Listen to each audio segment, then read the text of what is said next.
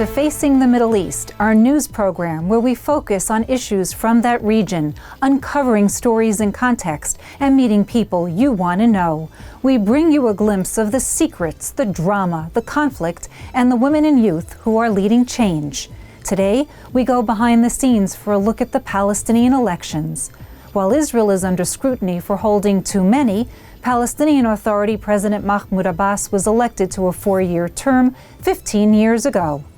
We begin with a visit in Ramallah with Azzam Shawwa, former energy minister, chairman of the Association of Banks, former governor of the Palestinian Monetary Fund, the man who was responsible for an overhaul of the flow of funds, monetary infrastructure, and Palestinian banking. Governor Azzam Shawwa, thank you so much for joining me on Facing the Middle East.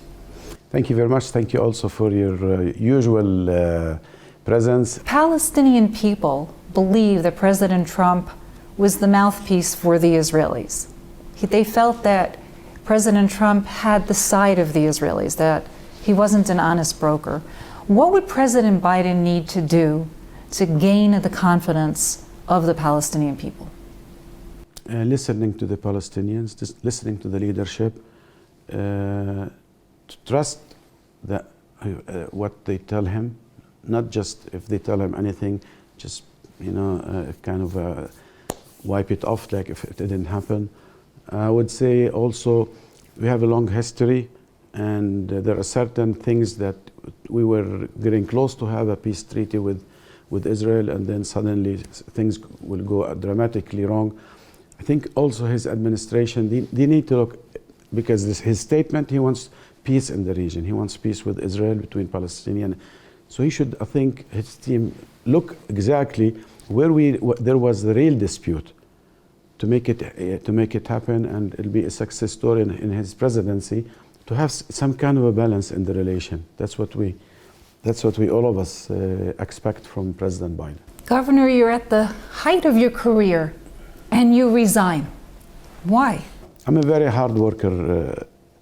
Governor or man who always give the trouble and the headache to the governor. And I sworn in as a governor to respect the law, and also to fulfill the law, and to do anything according to the law. That's my mandate. So meaning anything I would do, it has to be according to the law. That's either the PMA law or the banks law. That's the two major laws that I have to always have in my mind. So before I sign, it needs to be legal. Till the 2020, we went into the dilemma that there was a military Israeli decision was signed out that you will go after any banks or bankers or whoever that deals with the prisoners issue. That will start in April. In April, it was reality, and we have to face it, like the law that was passed in 2019 in Knesset, the Israeli Knesset. The political decision was we should fight to the end. So the good, we'll do, but we have to find a way. And they were initiated a committee. It was actually chaired by me, even though I'm the governor of the PMA. I shouldn't be chaired any committee that has to do with political, but I accepted, so we can find a solution altogether. Azzam, in interviewing you in the past, I've heard you talk about ways that you can find solutions. You spoke about the concerns in terms of establishing a new bank. It was to service the prisoner families, am I not correct? Correct, yes, that's true. This is a very delicate issue, of course, and you're talking right now about doing things the right way. Was there a difference of opinion, and I want to reiterate that question, in terms of the leadership? I mean, did you feel that there was an obstacle in terms of the Prime Minister disagreeing with how to go about it, or the President himself? No. Without going into the details, it's just a different approach, I would say, of doing things. With the leadership, no, never ever have any dispute. Very supportive. That's what I received throughout the years, and that's how I could succeed in doing the mission that he assigned me for, and I sworn in front of him. Beside that, it's just I would say it's a different different approaches, different opinion, different way of seeing things. I would conclude it this way. President Abbas has served 15 years of a 4-year term. Elections are now being called. Do you think it's the right time? Never been the right time in Palestine, but really, knowing throughout the years, every time the election question was raised, not everybody was ready for it. The system, the region, the seriousness of everybody to go for elections. So maybe now it's the right time. Governor Shawwa, you trained in the United States. You studied there. Did it help shape how you see things here in the Palestinian territories? Did it change the way that you ran banks? Did it make you look at dilemmas differently? I would say yes. And I learned several things. One of it, it's you are remember that you have to build your credibility. Don't count on your heritage only. Heritage is very important. I'm coming from a family who has a heritage. I learned how to present myself and my people while I was in the U.S. I also learned over there how to talk to people. The most important thing is you need to transfer what knowledge you have to you, so you understand it, so you can write about it or make an interview. It's very important. 2021. 2021. Where are you going? What's your next move? The sky is the limit. Governor Azzam Shawwa, thank you very much for taking this time. It was enlightening and I hope educational. Thank you. Thank you very much. As we showcase women in today's episode, we look to Israel's revolving door of political players. Ruth Wasserman Lande has been in and out of parliament, replacing Ram Shefa of the Blue and White Party. Ruth served for more than a decade as an Israeli diplomat, rising to the post of de facto deputy chief of mission at Israel's embassy in Cairo. She was later appointed advisor to former President of Israel Shimon Peres and was Deputy Director General of the Israeli Federation of Local Governments. Congratulations on your seat in the Knesset, the Israeli parliament. Thank you. What are your plans? The unity of the people in my country is a huge passion for me. That's first and foremost. Secondly, minorities in terms of the Arab sector in Israel, the Arab society. I speak Arabic. I have lived in an Arab country for 3 years as a senior diplomat. I feel that my Zionism, my love for my country, one of the main expressions thereof is the fact that all people within the country will be living as one. And now that we've achieved something amazing, game-changing, regionally, the Abraham Accords, it almost seems as if the pressure is off of countries like Egypt, Jordan, and so on, because there's a role model. It shows that it is, in fact, possible to live together. You were stationed in Egypt. You were there for several years. You stated you speak fluent Arabic. It was a cold peace. It is not where we are today between the Emiratis and the Israelis, and the same thing with the Bahrainis. Why would that change? First of all, I was there for 3 whole years as an Israeli, a Jewish woman, not yet married at the time, so I was more or less the epitome of all evil. It was eye-opening for me, living, breathing, smelling, touching the people makes you understand something that you cannot understand from even studying books or a language. So on the one hand, there was no warm peace, but on the other hand, it took all the weight against all of the other Arab countries. It will take time. Why will it take time? Because for decades, Egypt has taught its people that Israel is the enemy. This has not changed. Let's look inward. Lud, you lived there a long time. It's a city of immense poverty. It's a mixed city. Looking at Israel in terms of Lud as a prototype, how did you feel that you were able to help shape change there? Lod is a city which is very close to my heart. My husband and I and our children live there because it is a mixed city, both Arab and Jewish and Christian. There's a Christian minority there as well. President Shimon Peres very much stood for unity, of all Israelis. You worked with him, you helped to advise him, you witnessed so many things. What is the one thing that you walked away from that experience in your lifetime that you think back and say that had a tremendous mark on what I'm doing today?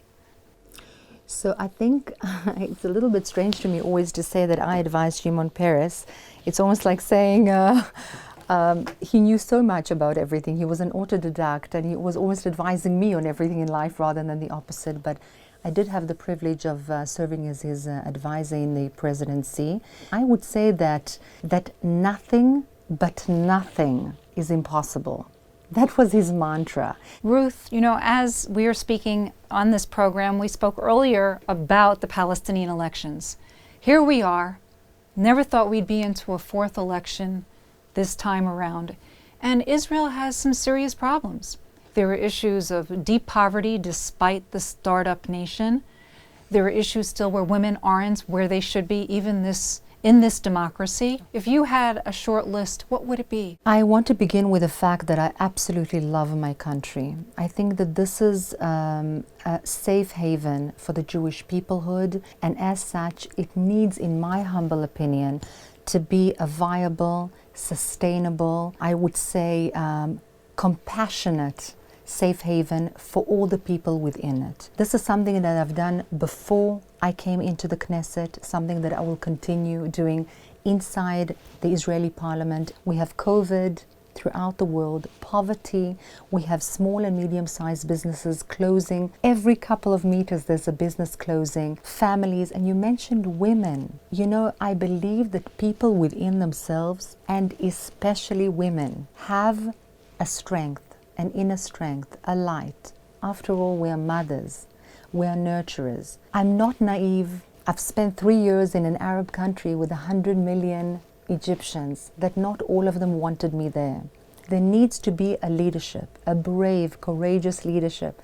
And I hope that this leadership will incorporate more women. You speak 5 languages, you have a master's from Harvard, and you raised 3 children. Many women would say, I can't juggle life as a wife, a mother, and a career. What do you say? Well, I think you should ask my children that, if I'm doing a good job or not. But I'm loving every moment. I'm a multitasker.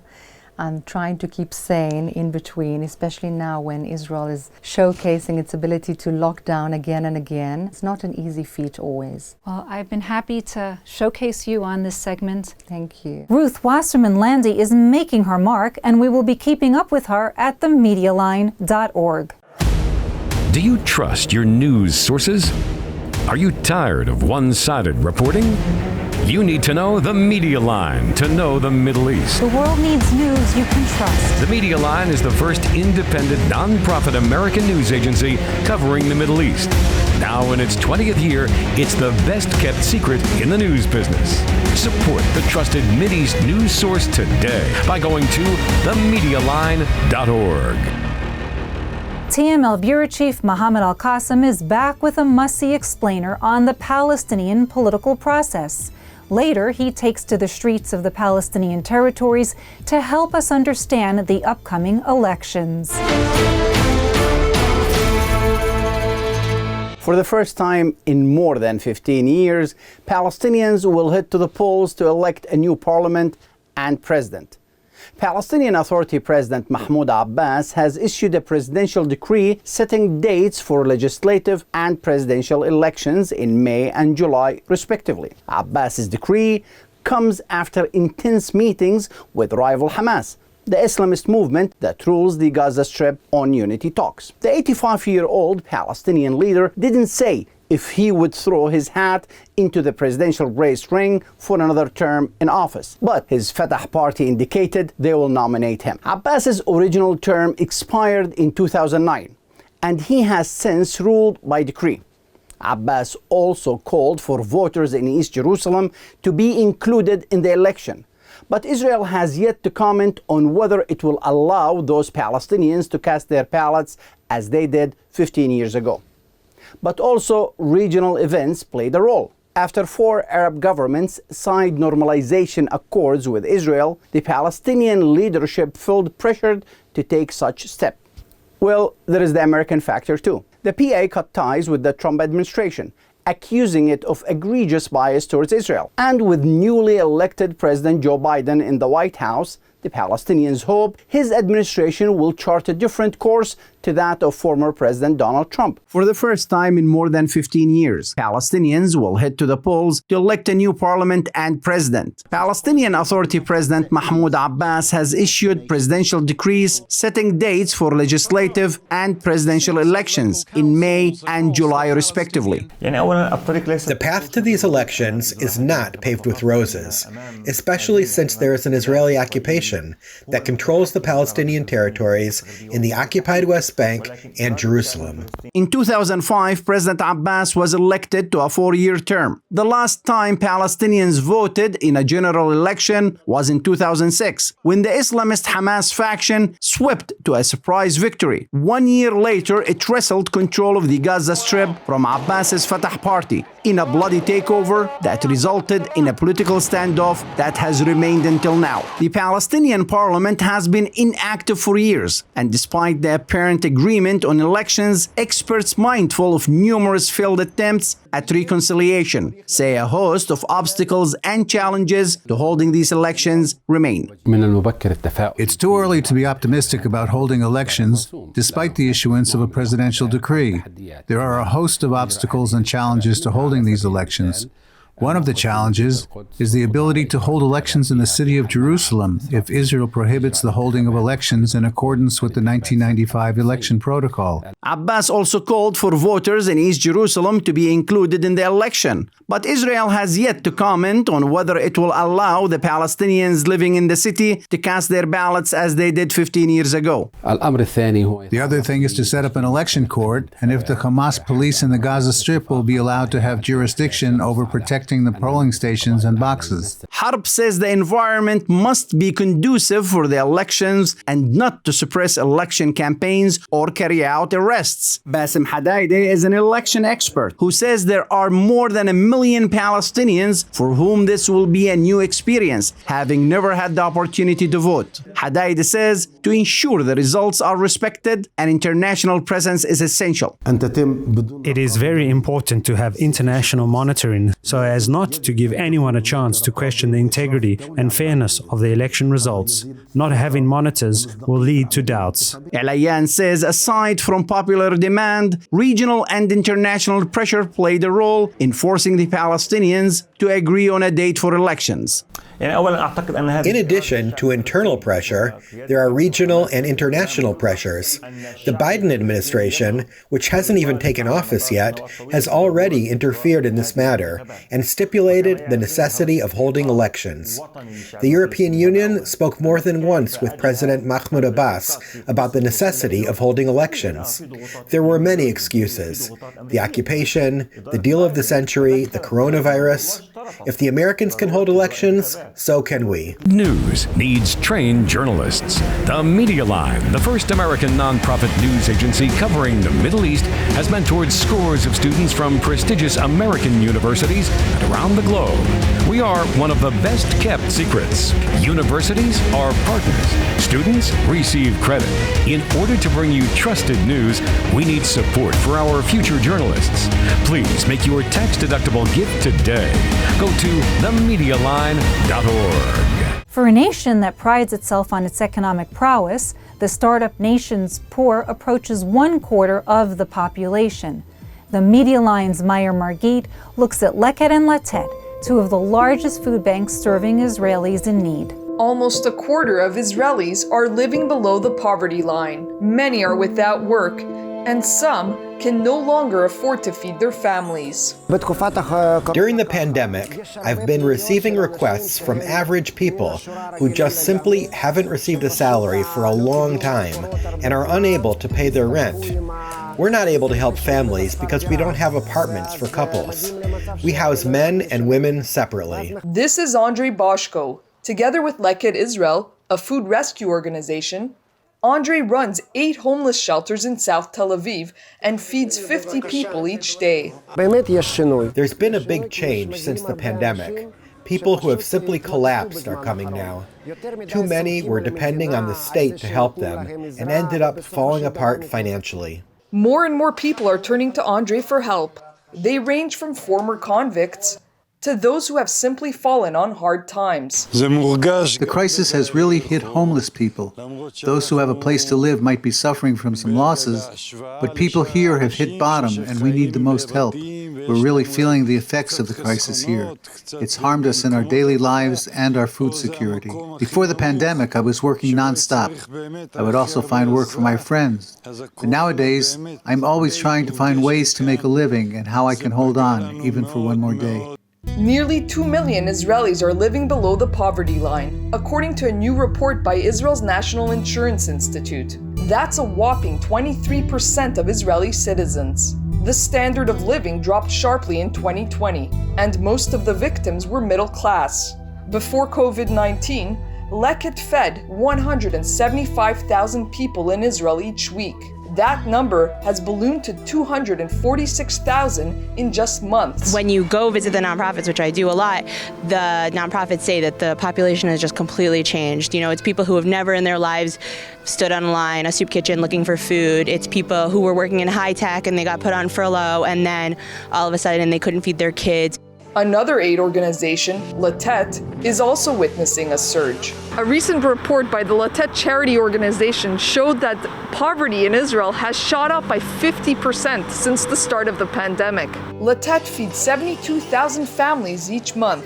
People who never needed help before are relying on their food bank to stave off hunger. Some of the requests have come as a shock. The whole art sector is out of work for so long and they started requesting help.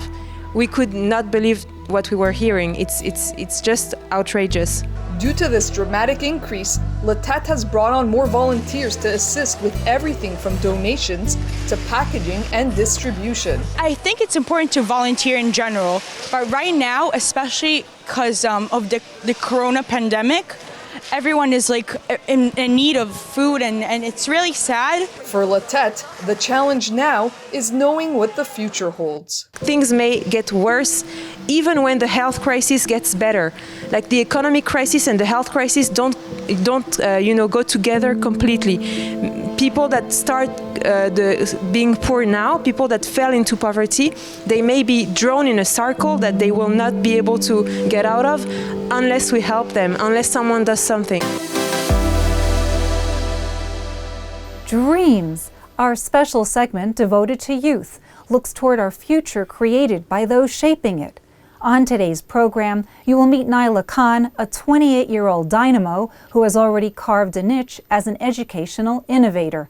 Nyla is co-founder of Mirai Partners and a Forbes Under 30. Nyla, it's a pleasure to have you on our Dream segment. Thank you so much for having me. I can't say I'm more honored than I already have said. So thank you so much. It's quite an honor on our end, knowing what you've been doing. You've impacted the lives of millions of people through education. How did you begin your journey?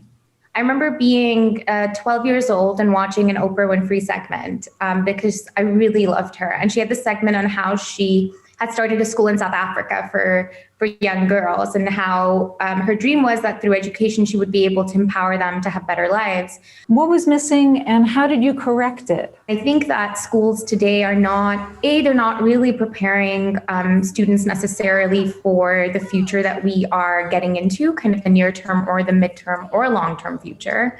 And if they are, it's usually you find those schools in kind of high-income neighborhoods or high-income states or countries, whereas the majority of the world kind of, gets left behind. What was the problem you saw, and how are you fixing it? The problem we saw was that today education is not accessible by the greatest money.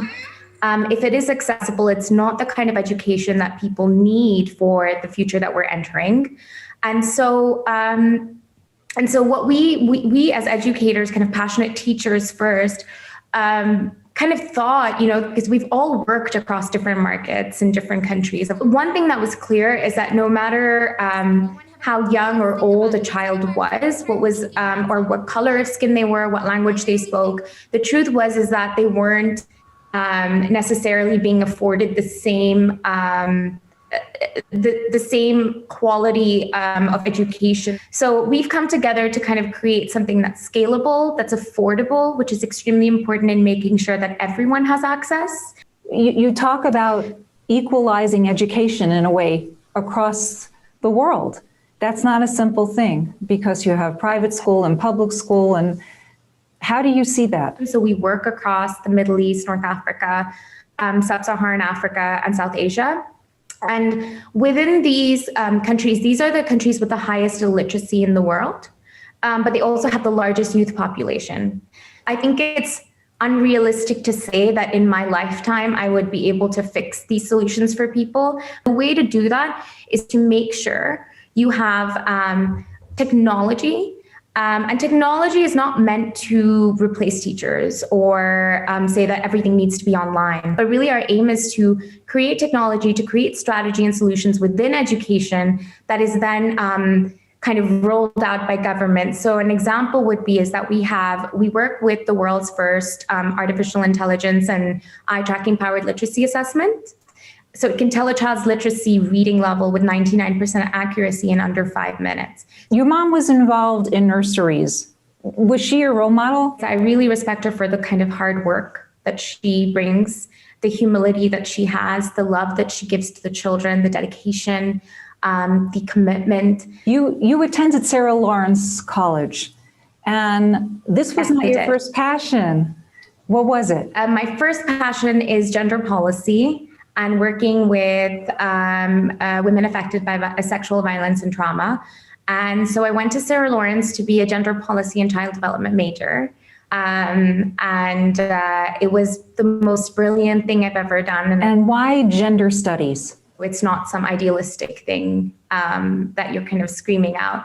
And the reason I chose gender policy is primarily because I grew up in an environment where I was constantly around injustices in the sense that whether it be simple things like seeing men eat before women, despite them being slaving away their entire day in the kitchen, or not being allowed to leave their room when they have their period, or being allowed to enter the kitchen, to my own personal experiences of child sexual abuse. I was 4 years old at the time, and so since then, my development shifted. Well, Nyla, first of all, I'm sorry you went through that. I applaud you for sharing your thoughts, your personal thoughts, and that it led you to where you are today.